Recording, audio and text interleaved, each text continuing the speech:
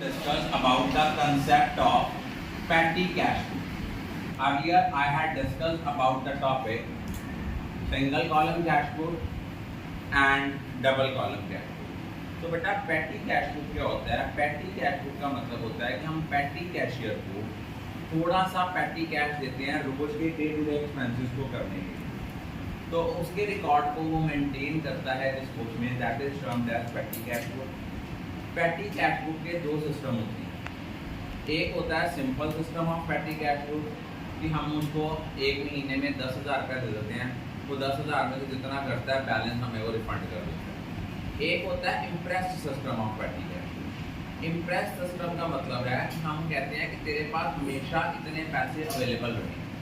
For example, आप school से घर आते हो, घर से स्कूल जाते हो, तो आपके पेरेंट्स आपको बोलते हैं बेटा अपने वॉलेट में 500 रुपीज़ एक्स्ट्रा अलग करके रख लो, इन केस आपकी कोई कन्वेंस खराब होती है, इन केस कोई प्रॉब्लम होती है, तो आप उसको खर्च कर सको इमरजेंसी.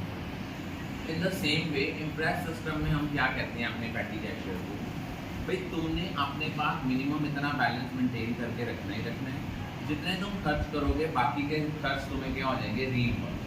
इसमें क्या होता है, ओपनिंग और क्लोजिंग बैलेंस सेम होता है. फॉर एग्जाम्पल, आपने स्टार्टिंग में अपने petty cashier को दिया 10,000 रुपया, मंथ के एंड में आपका बैलेंस रह गया मान लो 4,000.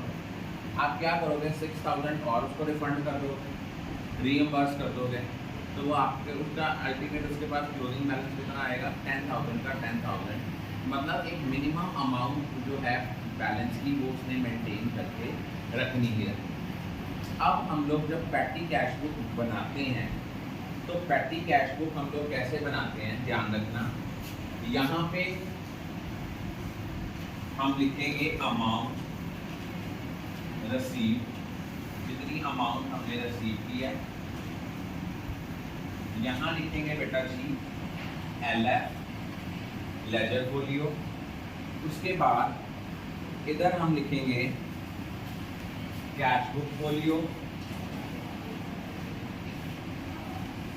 उसके बाद नेक्स्ट जो है वो हम लोग क्या लेंगे, नेक्स्ट हम लोग लेंगे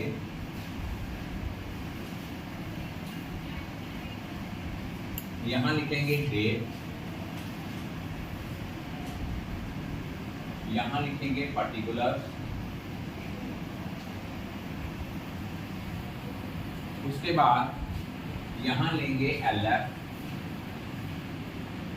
यहाँ लिखेंगे हम लोग वाउचर नंबर, क्योंकि जितनी भी ऑर्गेनाइजेशन बड़ी बड़ी ऑर्गेनाइजेशन है वहाँ पे कोई खर्चा करना है, मान लो उन्होंने टी मंगवानी है, कॉफ़ी मंगवानी है, स्नैक्स मंगवाने हैं, तो वो एक वाउचर देंगे, एक स्लिप काट के देंगे कि एक ऑथराइज पर्सन ने इस खर्चे को ऑथराइज किया है, उसने इसको परमिशन दी है खर्च करने की.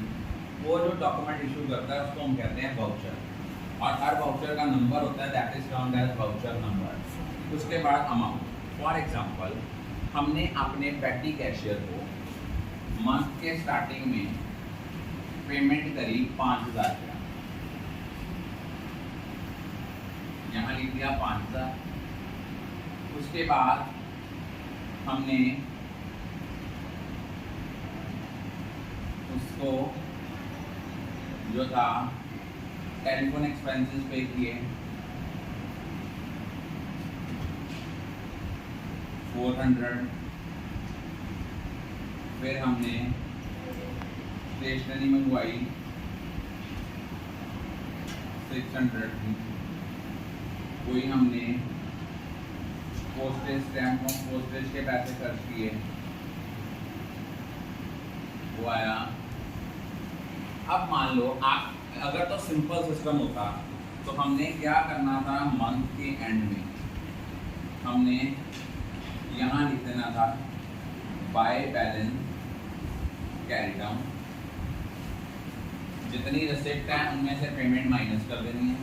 5,000 में से 400 ये माइनस किया 1,700, रिमेनिंग बैलेंस रह गया 3,300. ये था सिंपल सिस्टम. अगर यहाँ impressed system of petty cash book होता तो इम्प्रेस्ड सिस्टम में सपोज हम कहते हैं भाई तुझे 5,000 का मिनिमम बैलेंस मेंटेन रखना ही रखना है. फिर इस केस में वो क्या करता, इस केस में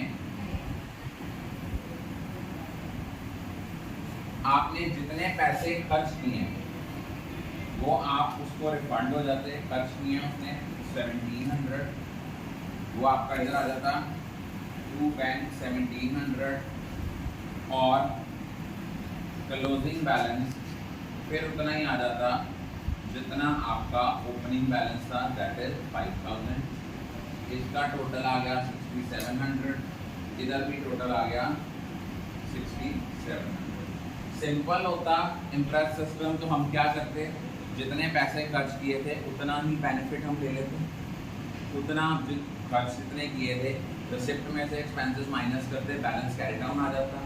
लेकिन इम्प्रेस सिस्टम है, आपने कहा मिनिमम 5000 मेंटेन करना ही करना है, तो हमने क्या किया 5000 में से जितना खर्च किया वो दोबारा पेटी कैशियर को रीइंबर्स कर दिया टू बैंक, अल्टीमेटली हमारा क्लोजिंग बैलेंस उतना ही आ गया जितना हमारा क्या था ओपनिंग बैलेंस। क्लियर?